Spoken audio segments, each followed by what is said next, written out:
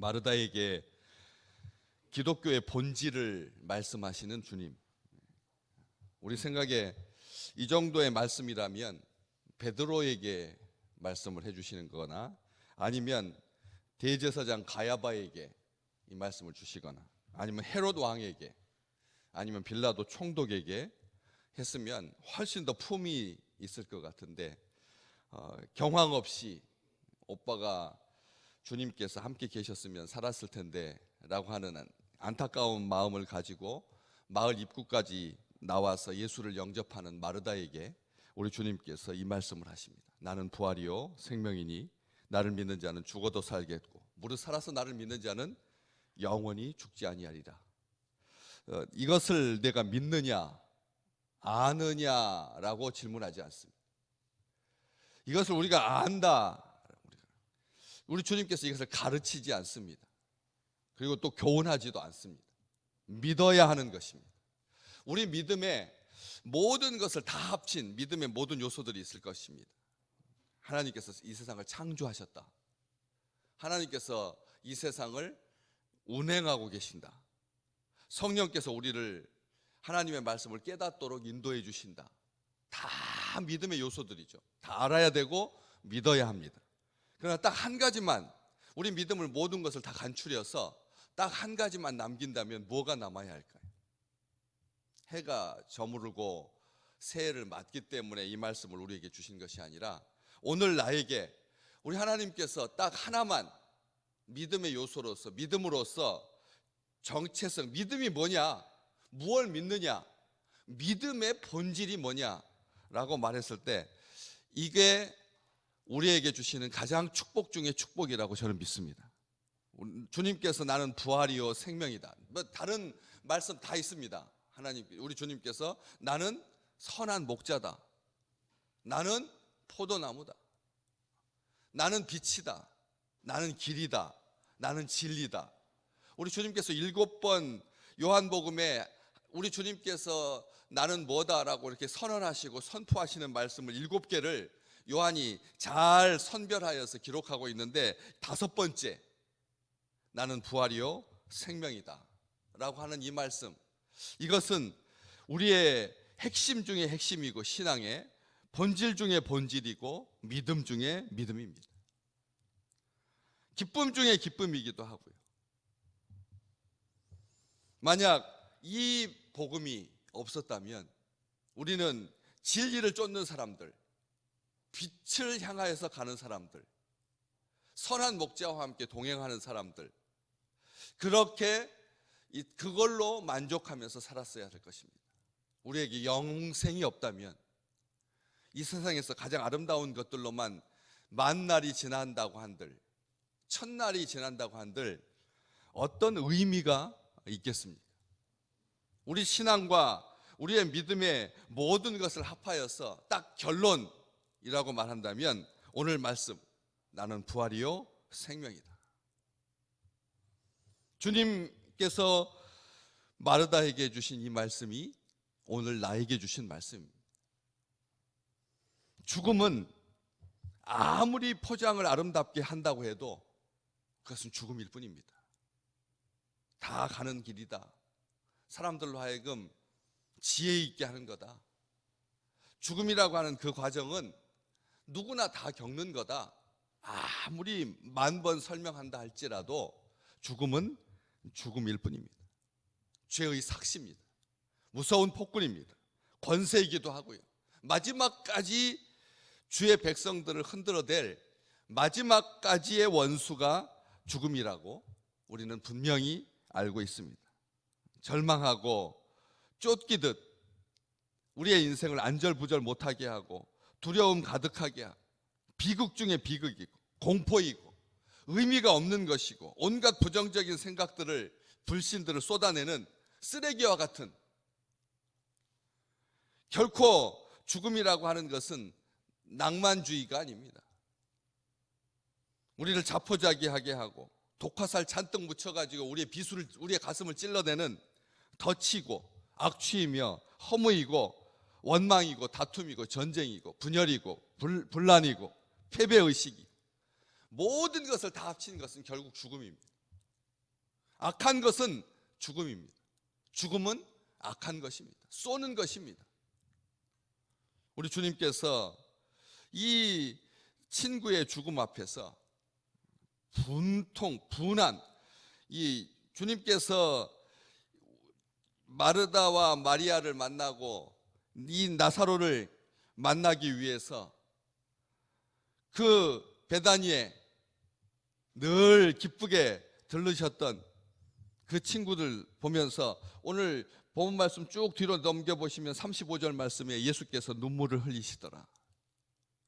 죽음은 하나님의 아들조차도 가슴에 요동치게 만드는 슬픔의 파도인, 주님을 슬프게 만드는, 주님을 울게 만드는, 성전이 무너져서 운 것이 아니라 친구가 죽었다라고 하는 그 사실 앞에서 많은 사람들이 와서 조문하고 위로했지만 결국은 죽음은 죽음입니다.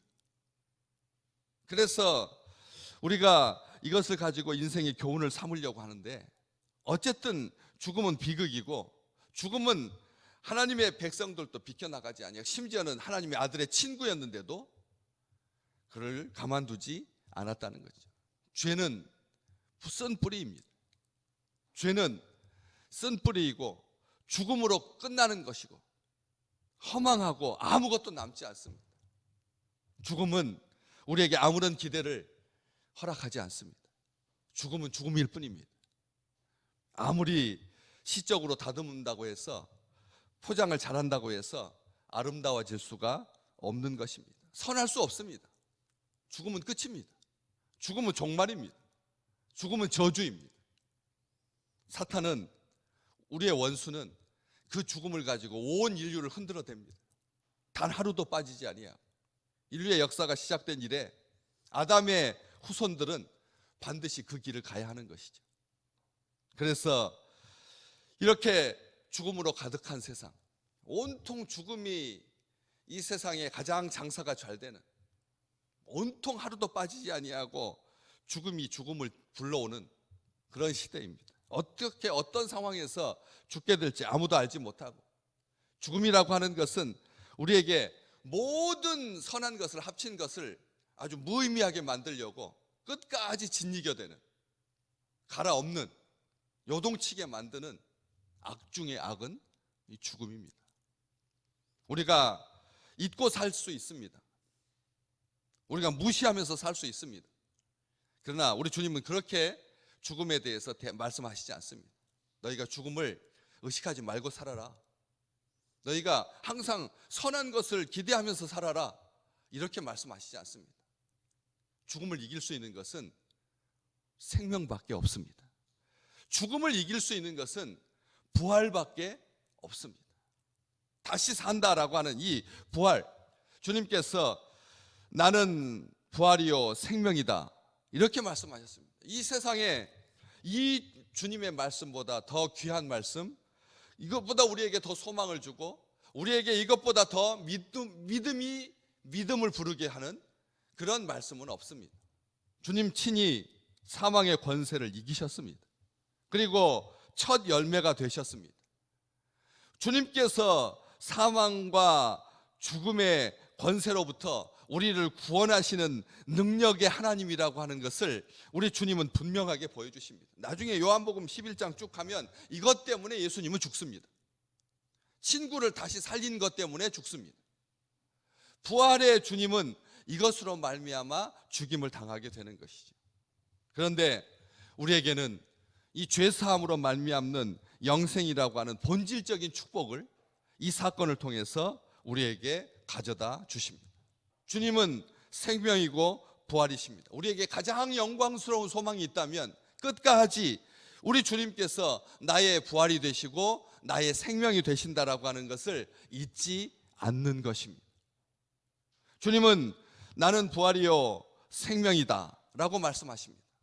그러면서 나는 부활이고 생명이기 때문에 어떻게 하면 우리가 부활이요 생명을 살 수가 있는지 가르쳐 주십니다. 나를 믿는 자는 죽어도 산다 라고 말씀하셨습니다. 우리가 주님께서 하신 이 말씀 기억하실 필요가 있습니다. 천수를 누리다가 다시 유전자 조작을 통해 가지고 새 몸에다가 들어가서 산다라고 하지 않았습니다. 우리가 겉사람은 낡아져 가지만 속은 새로워진다라고 말씀하시지 않았습니다. 우리는 늙어질 수밖에 없지만 정신이 새로워진다라고 말씀하시지 않았습니다. 주님 분명히 말씀하셨습니다. 나를 믿는 자는 죽어도 살겠고, 이렇게 말씀하셨습니다. 우리 다 죽습니다. 그렇지만 믿음의 사람들은 산다라고 말씀하셨습니다. 믿으면 산다라고 말씀하십니다. 믿어야 사는 것입니다. 우리가 주님을 의지해야 사는 것이 아닙니다. 우리가 주님을 알아야 사는 것 아닙니다. 우리가 주님을 붙잡아서, 어떻게 붙잡는데, 무엇을 붙잡는 건데, 말씀을 읽으면 붙잡는 것입니까? 예수 그리스도가 나의 주가 되신다는 것. 우리 마르다가 그렇게 말합니다. 27절, 주여 그렇습니다. 주는 그리스도이십니다. 세상에 오시는 하나님의 아들이신 줄 내가 믿나이다. 마르다는 그렇게 고백합니다. 우리가 주님을 믿습니다. 주님을 믿는다라고 하는 말은 그냥 의지를 말하는 게 아닙니다. 나는 주님을 믿습니다. 다 떠날지라도 나는 결심을 말하는 것 아닙니다. 느낌을 말하는 것도 아닙니다. 감정이 아닙니다. 진정 우리는 우리 주님이 우리의 모든 것이라고 하는 것을 믿습니다. 우리의 모든 생과 사, 화와 복, 결정권자라고 하는 것을, 창조주시라는 것을, 하나님이시라고 하는 것을, 죽음을 넉넉히 이기실 분이라고 하는 것을 우리는 믿습니다. 그렇기 때문에 믿는 자는 죽어도 산다. 믿는 자는 죽을지라도 산다라고 우리 주님께서 말씀하고 계십니다. 무릇 살아서 나를 믿는 자는 영원히 죽지 않는다. 살아서 믿는다라고 하는 말은 생전에 믿는다는 말이 아니라고 말씀드렸습니다. 우리가 목숨이 붙어 있을 동안에 믿어야지만 영생을 얻는다라고 하는 뜻이 아닙니다. 무릇 살아서라고 하는 말은 하나님의 은혜 가운데서 사는 사람들, 거듭난 사람들, 성령께서 우리로 하여금 예수 그리스도를 주라고 시인하게 만드시고, 그리고 그 주님의 부르심 앞에 주님을 기꺼이 영접하고 우리 온 몸과 마음과 정성과 힘과 뜻을 다해서 하나님을 사랑하는 것이 살아있는 것이죠. 살아있다라고 하는 말은 혈기가 돈다는 뜻이 아닙니다. 살아있다라고 하는 말은 그냥 생명을 부지하고 있다라고 하는 뜻이 아닙니다. 살아서 믿는 자, 거듭난 자가 우리 주님을 믿습니다. 거듭나지 않는 사람은 주님을 믿을 수가 없습니다. 우리가 주님을 믿는다라고 하는 것은 거듭났다라고 하는 증거입니다. 우리가 방언을 말하고 하늘의 환상을 보고 성경을 10,000번을 읽고 이것이 거듭난 것이 아니라 진정 예수를 믿는다라고 하는 것, 하나님을 믿는다라고 하는 것, 이것이야말로 믿음의 본질입니다. 우리가 거듭났다라고 하는 말은 그런 것입니다. 수도를 해가지고 돌을 닦아서 세상 사람들처럼 비관의식 갖지 아니하고 그렇게 날마다 낙관주의적으로 살고 긍정적으로 사는 것이 거듭난 것이 아닙니다. 예수 믿어서 마지막 도달하는 최후의 꼭지점이 믿음, 거듭나는 것이 아니라는 것입니다. 우리는 오늘 마르다처럼 진심 어린 마음으로 주님 앞에 그렇게 고백합니다. 주님께서 그리스도이십니다. 생명이고 빛이십니다. 세상에 오시는 하나님의 아들이십니다. 이게 완벽한 고백은 아닙니다. 완벽한 고백일 수 없습니다. 베드로도 똑같이 고백했습니다. 주는 그리스도시고 살아계신 하나님의 아들이라고 고백했습니다. 그러나 그 다음 절에서 사탄아 물러가라, 우리 주님께서 책망하셨습니다. 우리는 이 땅에 사는 동안 부활로 사는 겁니다. 생명으로 사는 것이지 우리의 의지와 우리의 능력으로 살지 않습니다. 단 하루도 우리의 감정과 우리의 의지로 살지 않습니다. 우리의 결심으로 살지 않습니다. 저절로 사는 것 하나도 없습니다. 항상 주님의 생명으로 삽니다.